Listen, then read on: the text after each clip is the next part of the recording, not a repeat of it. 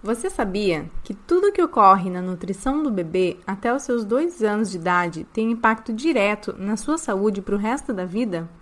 Assista esse vídeo e entenda algumas das razões. Quando se fala em evitar o açúcar, me refiro a alimentos industrializados, que contêm açúcar no rótulo, ou refeições em que a gente adiciona o açúcar, como bolos, doces feitos em casa, sucos, etc. Algumas pessoas não sabem, mas alimentos naturais, que são importantíssimos para o desenvolvimento do bebê, também contêm açúcar. E alguns exemplos são os vegetais adocicados e as frutas. E é daí que se explica o sabor açucarado desses alimentos.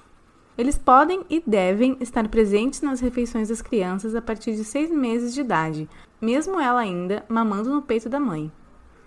Inclusive, muitos desses alimentos que não contêm sabor doce têm açúcar em sua composição. Por isso, uma dica extremamente importante é olhar a tabela nutricional dos alimentos e moderar no consumo daqueles que contêm açúcar escondido nos seus componentes. Existem diversos tipos de açúcar no mercado. O demerara, o de coco, o mascavo, entre muitos outros. Mas não se engane. A diferença é que alguns são menos processados e conservam alguns dos seus nutrientes importantes. Porém, todos eles são estritamente proibidos para crianças até 2 anos de idade. Nos primeiros anos de vida, a criança está desenvolvendo seu paladar. E o quanto antes eles consumirem açúcar, muito mais propensos estão a desenvolver o vício no gostar e acabam deixando de saborear outros alimentos. Sabe por que o açúcar é tão viciante e a maioria das pessoas tem tendência a gostar muito desse sabor? Porque na época, lá da caça e da pesca, lá atrás, nos nossos antepassados das cavernas, o corpo entendia que os alimentos mais calóricos eram aqueles que eram aliados da perpetuação da espécie. Ou seja, o próprio corpo entendia que quanto mais doce o alimento era, mais calórico e mais o alimento era capaz de nutrir o corpo. Hoje a gente sabe que existem diversos fatores para se escolher os alimentos, sendo que a qualidade é muito mais importante do que propriamente apenas as calorias. Mas pensando bem, essa teoria na época até que fazia sentido, não é mesmo? Eu não acredito em alimentos vilões, mas eu arrisco dizer que os mais perigosos dos componentes alimentícios com certeza é o açúcar, e não apenas para as crianças, mas para os adultos também. Afinal, quantos adultos você conhece que não têm uma boa relação com os alimentos? Ou que então sofrem de transtornos alimentares, sobrepeso ou obesidade?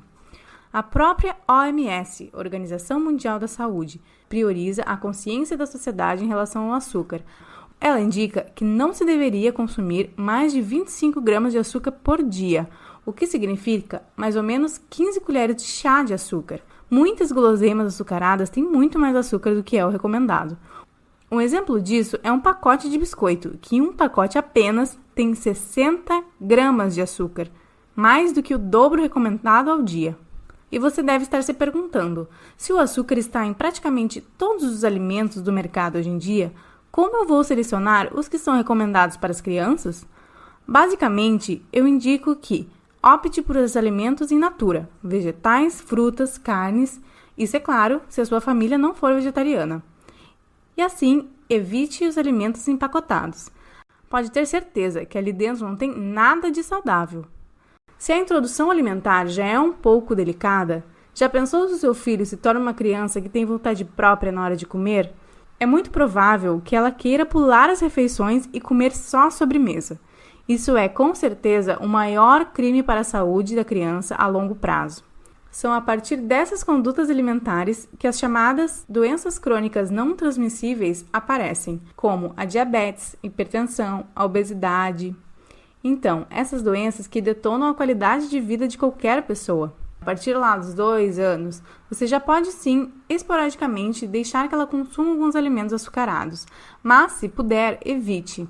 Impedir que a criança coma algo específico, um doce em uma festa, por exemplo, com certeza não é a melhor opção.